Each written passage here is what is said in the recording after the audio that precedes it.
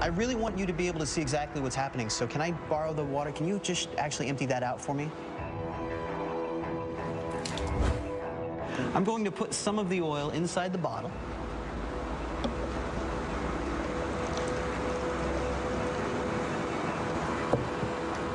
So we can all see it. And do you have the lid there too? I'll close that back up.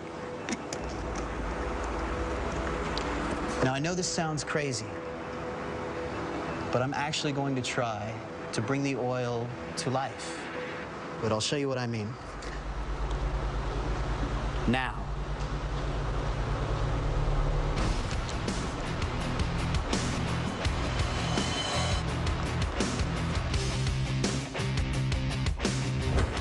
Wow. Take a look, take a look. Check it out. Look at the bottom. Nothing on the bottom? Nothing on the bottom. What if you had an oil that could lubricate a specific part of the engine only when it was needed? So let me try to demonstrate this for you even better so you can see exactly what's happening. The toolbox over here. I'm just going to grab a couple of things.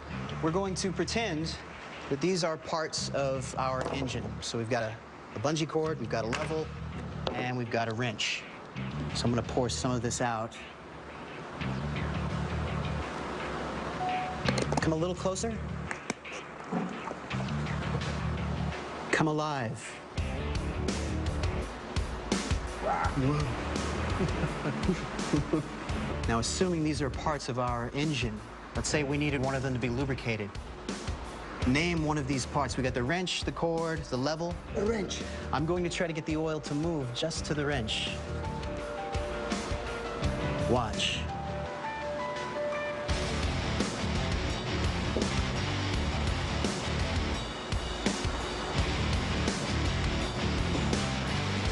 Lubricate the wrench. What do you think? Watch, watch. Go to sleep.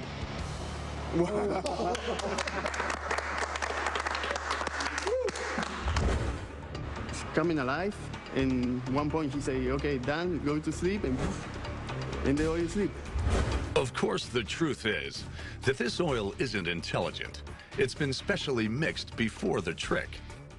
What Wayne's commanding is in fact ferrofluid, a liquid crammed full of particles that can behave like magnets. Under normal conditions, ferrofluid is a liquid, but when brought close to a strong magnet, the particles clump together like a solid.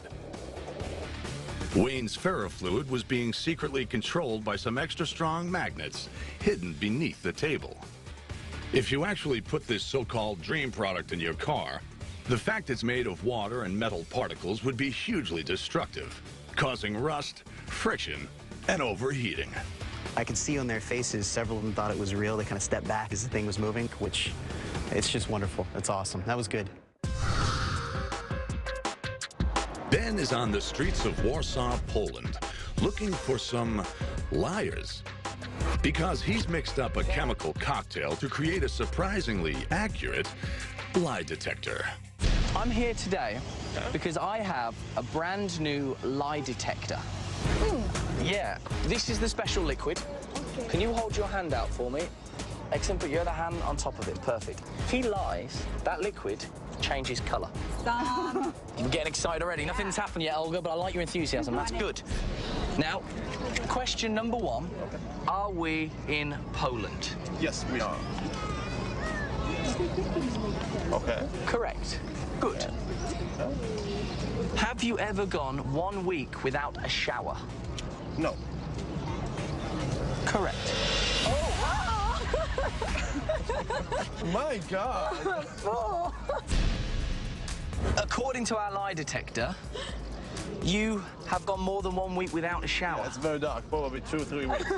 I wondered what the smell was. I thought it was the square. It's me. It is. I'll take this off you, Stinky. Okay. Thank you very much. Thank you, sir. Have you ever said your wife looks nice, but actually she looks terrible? No.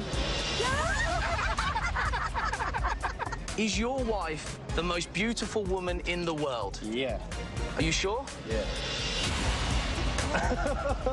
This is quite awkward now. Have you ever gone 1 week without a shower? No. Whoa! No. No way. It's time for the truth. Ben's lie detector was in fact an example of a classic chemical clock reaction. Before he started with his questions, Ben made a mixture of 3 colorless chemicals: sodium thiosulfate, starch, and an iodine compound. A reaction starts when the iodine compound converts to iodide, but the thiosulfate keeps converting it back again, so the liquid remains clear. As soon as the thiosulfate is used up, the iodide reacts with the starch, and the liquid turns blue. With the right proportions, you can predict the color change to the exact second. I don't like it. Banks use pens with iodine ink to detect counterfeit bills because they're often printed on paper that contains starch. Genuine bills are printed on cotton-based paper, which does not contain starch.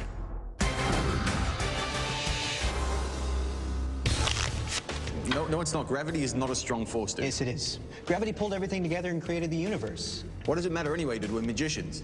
We don't have to play by those rules. See?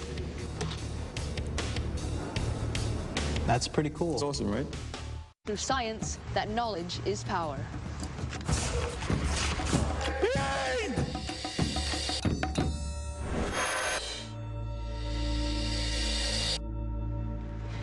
Gentlemen, I think I know a few sword moves that you won't be able to match.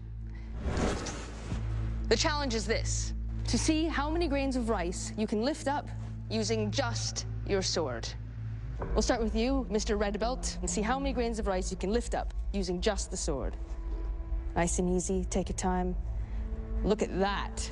That to me looks like roughly about 20. Well done, Red Belt, well done. Mr. Black Belt. The Red Belt guy got quite a few grains of rice.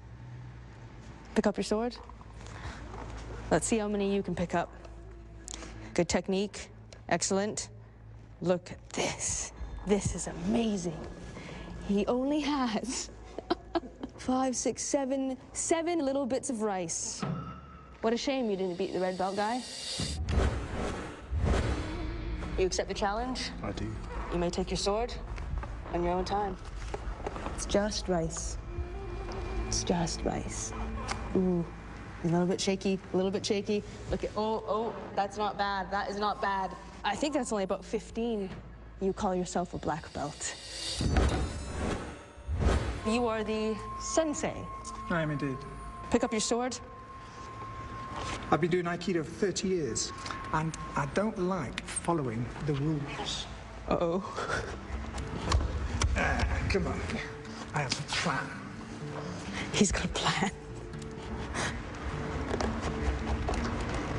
Oh, interesting.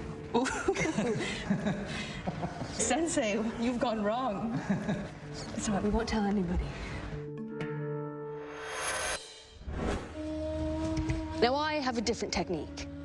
What I'm going to do is channel my energy straight through this jar of rice. Watch.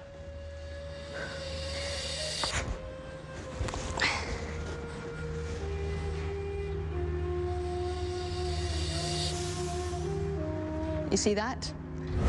I've picked up every single grain of rice using just my sword. Oh, we're all had. Perhaps a classic example of brain overbrawn. So how did she do it?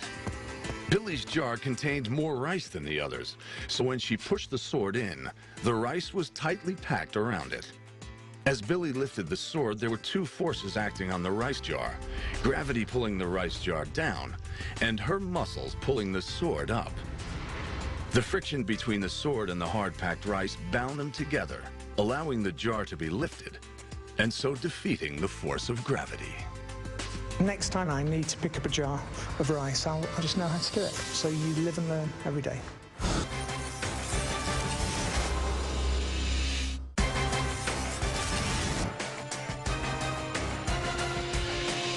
You're back with